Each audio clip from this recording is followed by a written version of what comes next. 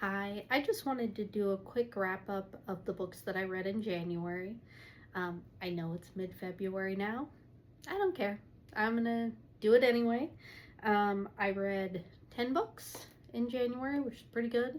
I'm coming off of a pretty um, awful, rough reading slump. Basically all of last year I was kind of in a reading slump, but my reading has picked back up. I've been able to devote more time for it, and I'm definitely happier as a result. So the books that I read in January are To Be Taught If Fortunate by Becky Chambers, The Winter People by Jennifer McMahon, Welcome to the Hayunamdong Bookshop, Gingerbread by Helen Oyeyemi, The Library Book by Susan Orlean, Hemlock and Silver by T.J. Kingfisher, Triptych by Karen Slaughter, Watermoon, Dungeon Crawler Carl by Matt Denneman, and The River Has Roots by Amal El-Motar. So this is just going to be a quick wrap up, but I do want to talk more about the books I actually liked than the ones I wasn't real fond of. Gingerbread was actually the worst book that I read in January, mainly because I was bored. So this is sort of a magical realism, experimental fiction, fairy tale type retelling, which normally is totally my jam. But in this case, I got bored. Like, this is a pretty short book. It might be 200 pages. And I was bored. So, yeah, I can't recommend it because I don't want to be bored. I was just bored. Um, Everything else was better than that. Um, so I'll just go through. So these are the books that I rated right around 3 stars. The Library Book by Susan Orlean is a nonfiction book. I thought it was going to be a little more true crimey when I went into it, and that was my own misconception. It was really more about the history of the LA library system, and particularly the LA Central Library. It also focuses on a huge fire that destroyed a lot of the library. Unfortunately, this fire happened at a time when there were few fire suppression systems for whatever reason in the library. It was an old building. They hadn't retrofitted it with a sprinkler system. One of the reasons was that water is also very damaging to books, but of course, if you have a fire, you need to stop it. So it took a long time for them to stop the fire. There were a lot of things that unfortunately were lost in the fire. And it is believed, at least, that this was an arson, and no one was ever convicted of the arson. There was a man who was a suspect who was briefly arrested but then released because there wasn't really a lot of evidence against him. And Susan Orlean also talks about this man and what ultimately happened to him, which is that he died early, unfortunately. I was not super interested in like the history of the LA Central Library, although I did find some of it interesting. And one of the things Susan Orlean talks about is the fact that libraries are one of the few public spaces in modern times where you are not expected to buy anything in order to just go there and hang out all day. So I personally absolutely believe that libraries are incredibly important, and not just because I love books, but because I recognize that the library is almost the only place where you do not have an obligation to buy anything if you're going to hang out there. And you can hang out there all day. And in most libraries, you can plug your phone in and charge it. You can get warm. You're not going to get kicked out because, I don't know, you smell bad, or, you're, as long as you can sit quietly, you are welcome in the library. And sometimes even if you can't, if you're dealing with some mental health issues, they're not necessarily going to kick you out. So libraries are amazing. They're really important. I just was not interested too much in, for instance, like all of the main directors of the LA Central Public Library. Not that interested in that. I read Hemlock and Silver by T.J. Kingfisher. I'm a big fan of T.J. Kingfisher, but I do find that I love some of her books, and then there are others where I'm like, that was fine. And this was one where I was like, this was okay. I enjoyed it. Hemlock and Silver is a Snow White retelling. Not exactly, but there are elements that are very clearly tied to the fairy tale of Snow White. The main character is actually a woman who, what she does, she's the daughter of a merchant. But what she does for work is she tries to heal people from poisons. Essentially, somebody's accidentally taken arsenic or what have you. She's the medic that they call in to try to, give someone the antidote or whatever. So when the king's daughter is ill and they can't figure out why, they call her in. And so that's the setup for the plot of this book. And it was actually quite good in some parts. The problem is that it drug. Like the first 100 pages or so, very little happens. And I felt like she could have moved into the main story much faster, and it would have been much more compelling, because once you get past the slow part, it actually is very compelling. So I can't wholeheartedly recommend this book, but once you get past the first 100 pages, it's pretty good. It's interesting, and again, fairy tale retellings are often my jam. I really like them. I liked the part that followed. I read Triptych by Karin Slaughter. This is a book that was originally published, I think, in the early 90s. It's quite old. And so there were some things that were very obviously dated. But it is, so Triptych is book one in a series that Karin Slaughter wrote, or maybe is still writing. I don't think so, but there are many more books beyond Triptych. Essentially, the setup for the book is that a woman who was working as a sex worker was brutally murdered, and then there are these other murders that are kind of in some suburbs surrounding that match some of the same characteristics. Essentially, the FBI sends someone in, or no, it's not the FBI, it might be the Georgia Bureau of Investigations. Basically, a higher level of cop gets sent in to help the local cops who are not really excited about sharing their turf with this guy. So guy comes in, his name is Will.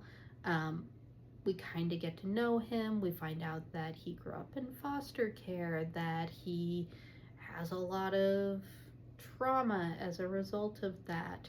We also find out that he grew up in foster care in part with one of these local cops that is helping to investigate this crime, because this other cop is a woman who is working on the force, and one of the things she does is she goes undercover as a sex worker to help arrest Johns. So, and there is a lot going on in this book. There's like almost 2 different timelines, because there's also this timeline involving this convicted sex offender who is now out of prison, who was convicted of raping and murdering a girl when he was like 17 or 18 years old, and has spent like 20 years in prison, and now he's out. So I will say this was pretty compelling, and it was interesting. Some of the things that I found that were kind of dated. So they have this female cop. All she ever does is go stand out on street corners dressed like a sex worker, and, presumably helps to arrest these Johns. So she is always in like high heels, short skirts, tiny little tops. This is a thing. And I'm like, really, this is all she does? I was like, maybe that was true in the early 90s. I just think that it was sort of okay. Although she is a real character, I didn't dislike the way that Karen Slaughter treated her character. I actually thought it was pretty good, but like there were just some things. The other thing is that this book, not surprisingly, it's kind of a thriller, does end with, um, people in distress. One of the things that I have a hard time with in books is when women and girls are kidnapped and held captive. There is a little bit of that in this, although it's over very quickly, and the female cop does get to basically kill the perpetrator, which I'm all for that. So I did enjoy that part. Watermoon was the other book that I gave a 3 stars to. This was another speculative fiction, not fantasy, but not really magical realism either. Essentially, the setup of the book is that the main character, she works with her father in his pawn shop. He retires. Her job is to run the pawn shop, but the pawn shop is not a normal pawn shop. People make it to this pawn shop because they have some regret that they're going to give up. They're going to literally pawn their regrets. The day after her dad retires, she gets up.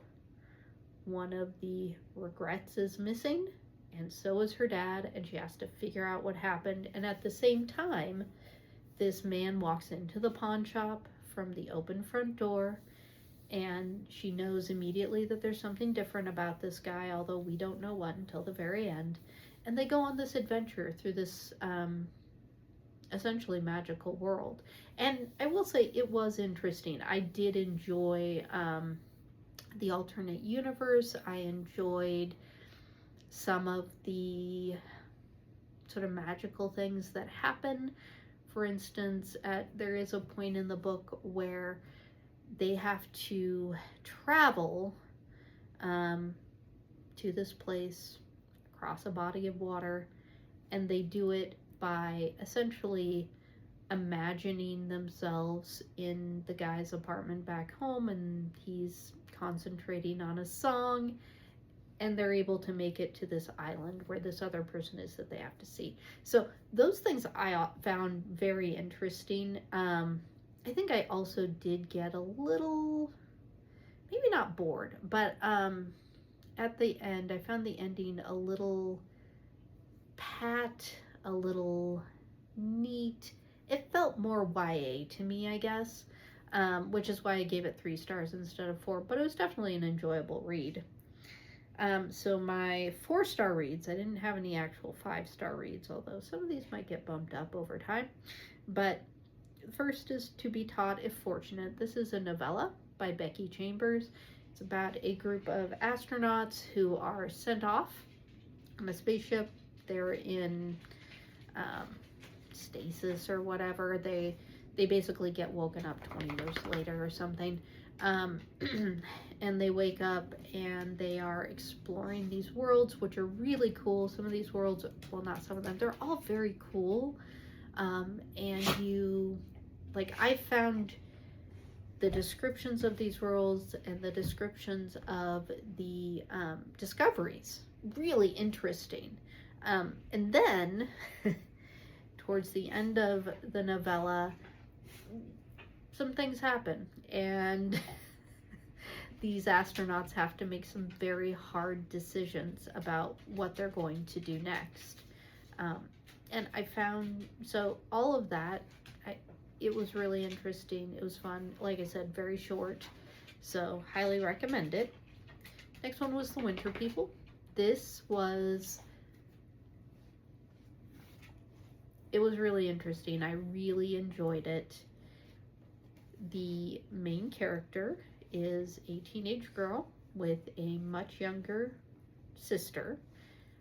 She lives in this house that's not entirely off the grid because they do have electricity, but they do not have any sort of um, Wi-Fi. They don't have a computer, none of that. They grow their own food. Their mom raises chickens, sells eggs at the farmer's market. We're talking very kind of back to nature type existence. Her dad has died maybe a year or two earlier from what we believe is natural causes, but sounds like it was pretty traumatic. And then her mom goes missing. And the book goes from there, because when her mom goes missing, this eldest daughter, the main character, decides that she is going to start, number one, trying to figure out where her mom is, like, where did she go? But also starts looking into her mom's past, her own past, what's going on here. And then there are also some supernatural elements, which are pretty interesting too. So I did not, I was never bored during this book. It was all very interesting. I personally really love mysteries, so this was a mystery with a supernatural element, which is kind of my favorite, actually. I just really enjoyed it, and I liked the end. There were some things, but I liked the end. I liked the story. I thought it was fun, with the monsters and all. The monsters were fun. Next one is Welcome to the Hayunamdong Bookshop.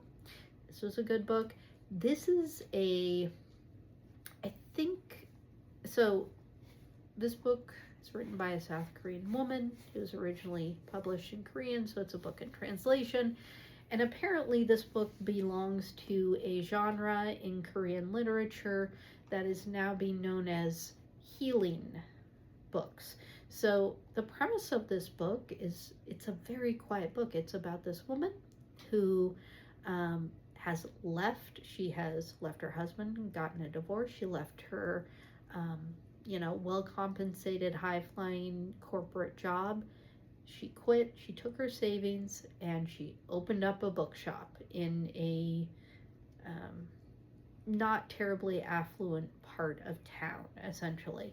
So she goes into it, and we're in her head, not for all of the book. There are some rotating viewpoints.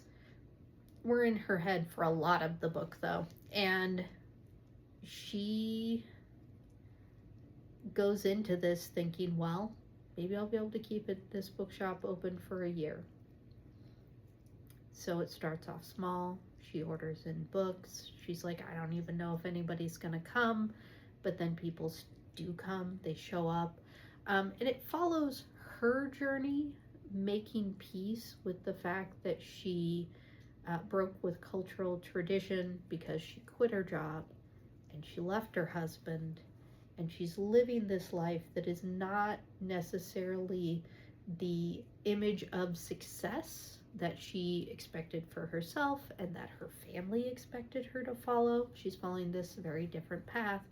And then as she's running the bookshop, other people who are perhaps also following an alternative path come to the bookshop. One of them is the barista that ends up working for the shop. He's someone who graduated from college but wasn't successful in getting a corporate job in his field, and has just been taking, temporary jobs, essentially, and ends up as the barista. There is another woman who was working constantly as a temporary worker with no contract, no guaranteed job, guaranteed benefits, and she finally just gets sick of it and quits, and also leaves one day and ends up at the bookshop knitting and meditating. Or maybe it's crocheting. It might be crocheting. Either way. Crocheting and meditating every day. There is a teenage boy who's still in school, but he's not loving it. He's not really excited about the idea of going to college, and so he's hanging out in the bookshop. He's talking with the owner. He's talking with the barista. And so this is a novel where very little happens, and yet I found it very healing to myself in some ways. I think one of the things that I really struggle to do, and many people really struggle to do, is rest. I often have a very long to-do list. And sometimes that to-do list is like stuff I do for fun, like reading and hobbies and etc. And so I do have to remind myself that it is okay to rest. And it's not, you're not being lazy, you're not shirking your duties or your responsibilities. It's okay. So then we have Dungeon Crawler Carl. This book was super fun. So if you haven't heard about Dungeon Crawler Carl, it is a book where the setup is this. There's an alien species who comes to Earth, collapses all the buildings, and people are given, I think it's an hour, to decide if they're going to stay on the surface that now has no buildings, no services, nothing, or you can enter the dungeon and hope that you survive. And Carl and his cat, Princess Donut, enter the dungeon. And once you're in the dungeon, you're basically in a real life video game. That's what it is. There are, Carl ends up having an inventory that he controls with his mind, as does Princess Donut. There are helper characters. There's tons of monsters that they need to kill to get, like, experience points. It's exactly like a video game, except these people are real.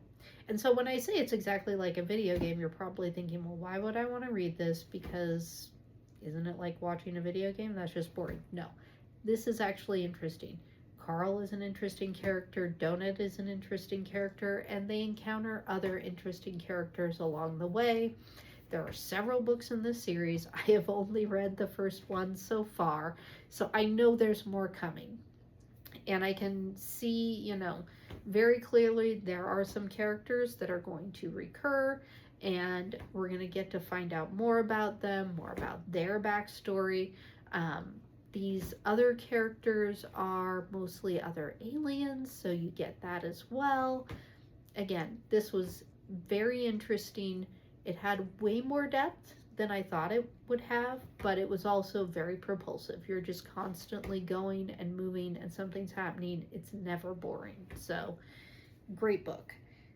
And then the last one is The River Has Roots by Amal El-Mohtar. And The River Has Roots is, first of all, it is a novella. It's quite short, and it is another, not a fairy tale retelling, but it has a fairy tale vibe. Essentially, you've got two sisters who are responsible for some amount of magic in this particular town where they live, and the magic is tied to the willow trees. It's also tied to the river, which is why it's called The River Has Roots.